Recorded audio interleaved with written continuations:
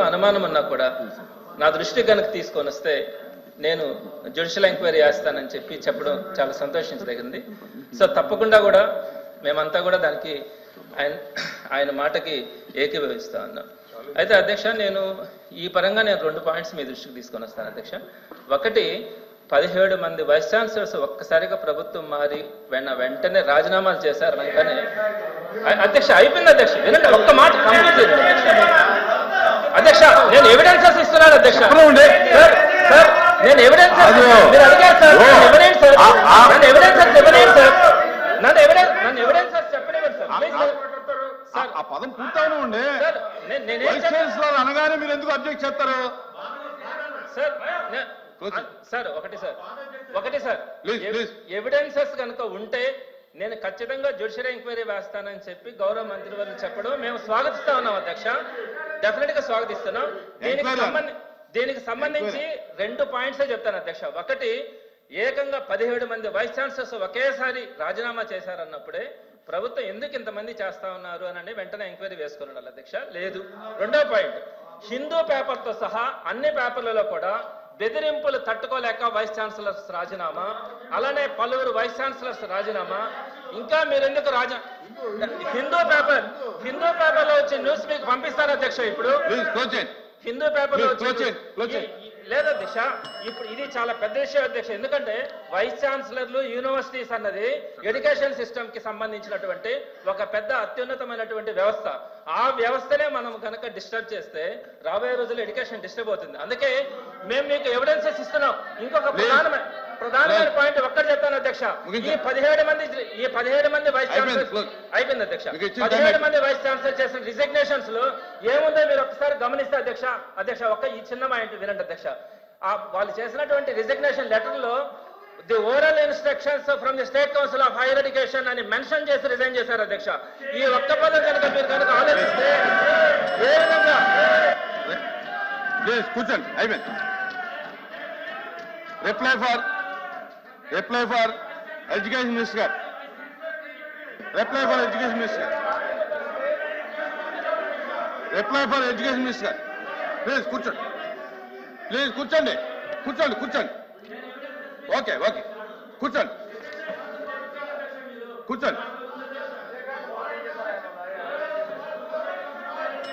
Please కూర్చోండి. చంద్రశేఖర్ రెడ్డి కూర్చోండి. అయిపోయింది. కూర్చోండి. ప్లీజ్ కూర్చోండి. చంద్రశేఖర్ రెడ్డి గారు కూర్చోండి. ఇక అయింది. కూర్చోండి. మీ దగ్గర ఎవిడెన్స్ ఉంటే పంపించండి. మినిస్టర్ గారు ఒక్క నిమిషం. 1 minute. Thank you sir. కూర్చోండి. మీరు అయిపోయింది. మీ టైం అయిపోయింది. కూర్చోండి. మీరు ఏం మాట్లాడినా కుదరదు. కూర్చోండి చంద్రశేఖర్ రెడ్డి గారు. మీరు కూర్చోమన్నప్పుడు కూర్చోవాలి. ఇంకా అయిపోయింది. మీకు ఇచ్చిన టైం క్లోజ్. కూర్చోండి. ఇంకా మీరు ఏం చెప్పినా అది రికార్డు కాదు. మీరేం చెప్పినా రికార్డు కాదు. కూర్చోండి. మీరు కూర్చోవాలి చంద్రశేఖర్ రెడ్డి గారు. నా మీరు ఇవ్వండి. పంపించండి. నా ఎల్ఓపి గారు కూర్చోండి.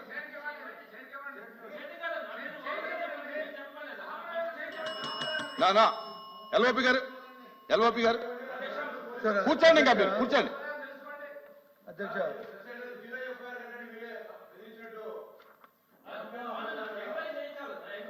రాంభూపాల్ రెడ్డి గారు కూర్చోండి. రాంభూపాల్ రెడ్డి గారిని కూర్చోమని ముందు. నా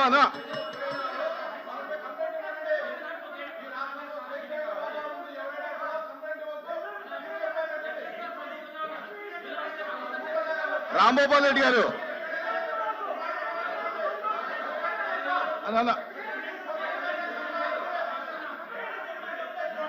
కూర్చో.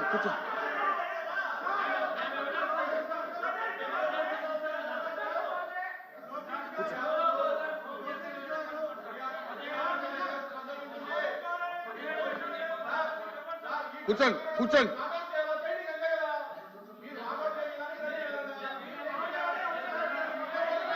రాంగోపాల్ రెడ్డి గారు, రాంగోపాల్ రెడ్డి గారు,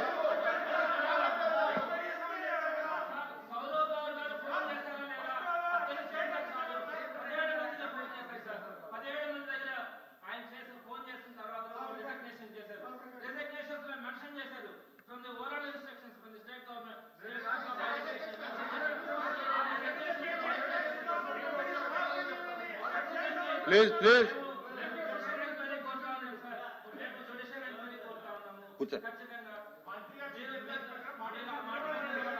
కూర్చోవాలి, కూర్చోవాలి, దయచేసి కూర్చోండి, కూర్చోండి, కూర్చోండి. చంద్రశేఖర్ రెడ్డి గారు, నా నా నా ఇది మంచి పద్ధతి కాదు. మీరు కూర్చోండి. అరే కూర్చోమంటే మీరు చెప్పేది ఇంకా ఏమీ రికార్డు కాదు. మీరు ఎవరు చెప్పేది ఇక్కడ రికార్డు కాదు. కూర్చోండి, కూర్చోండి, కూర్చోండి.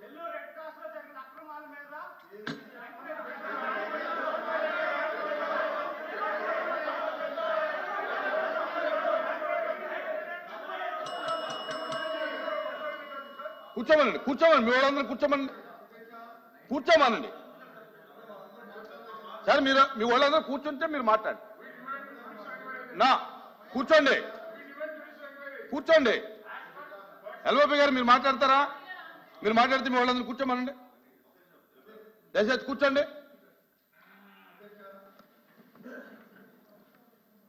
ఇంతకుముందు మీరు బ్రేక్ ఇవ్వక ముందు జరిగిన డిస్కషన్లో గౌరవ మంత్రి గారు ఒక విషయం అడిగారు. ఏం విషయం అడిగారు?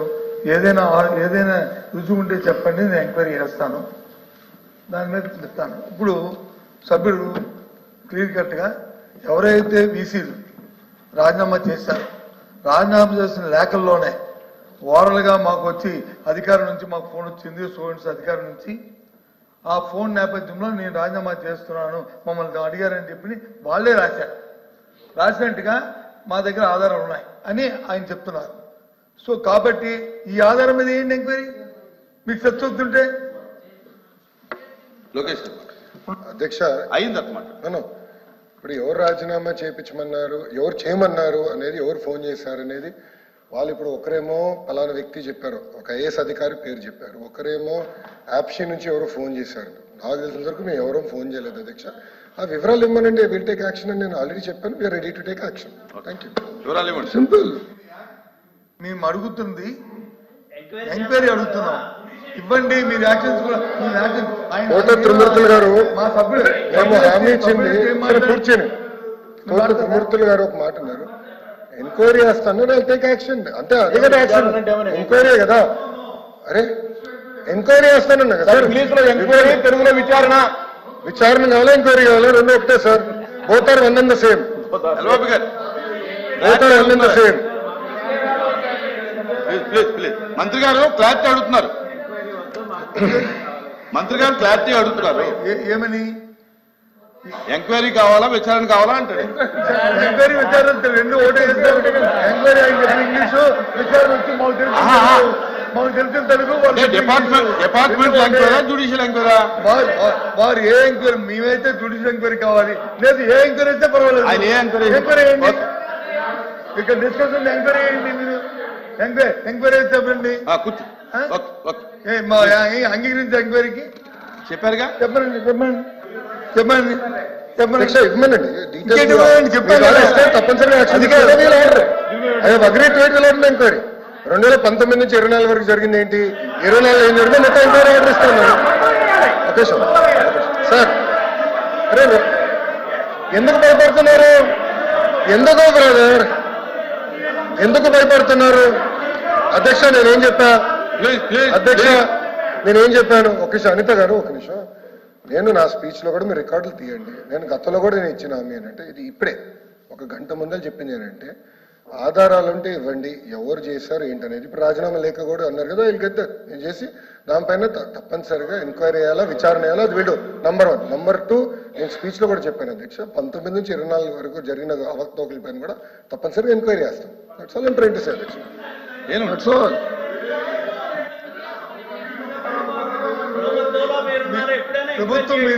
ప్రభుత్వంలో మేము అడుగుతుంది నిర్దిష్టంగా ఏదైతే 17 మంది ఈసీని రాజీనామా చేశారో ఆ రాజీనామా చేసిన నేపథ్యంలో ఆయన ఇచ్చిన భాష ఏంటంటే వాళ్ళు బెదిరించి రాజీనామాలు చేయించారు అన్నాం. అంటే మంత్రి గారు ఏమన్నారంటే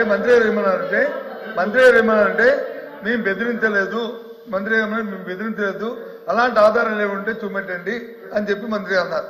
దానికి మళ్ళీ సభ్యులు ఏం చెప్తున్నామంటే ఆయన కానీ ఆయన తరఫున మిగతా వాళ్ళు కానీ ఏం చెప్తున్నామంటే ఈ లేఖలోనే ఎవరైతే రాజీనామా చేశారో రాజీనామా చేసిన వ్యక్తుల లేఖల్లోనే మాకు ఫారల్ గా గొప్ప ఆఫీస్ ఉంది, లేదా ఒక ఐఏఎస్ ఆఫీసరు, లేకపోతే వీళ్ళు మాకు చెప్తే మేము రాజీనామా చేశామని లేఖలో రాశారు.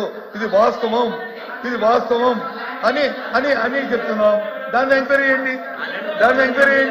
అది దాంతో పాటు ఒక విషయం సార్ అధ్యక్ష, దాంతో మళ్ళీ మంత్రి గారు మళ్ళీ ఇంకోటి కోడికి రెవెన్యూ కాదు, ఇది కాదు 14 నుంచి ఇది 19 నుంచి కూడా చేస్తామా? మాకేం అభ్యంతరం లేదు. 14 నుంచి చేయండి. ఈ రాష్ట్రం ఏర్పాటైన దగ్గర నుంచి చేయండి. తప్పే ఉంది, నష్టమేది మాకే లేదు.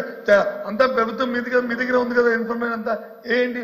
వాస్తవాలు ఏంటో ప్రజలు తెలిస్తే ప్రజలు చూస్తారు, వింటారు, నిజాలు తెలుసుకుంటారు, వాస్తవాలు తెలుస్తాయి.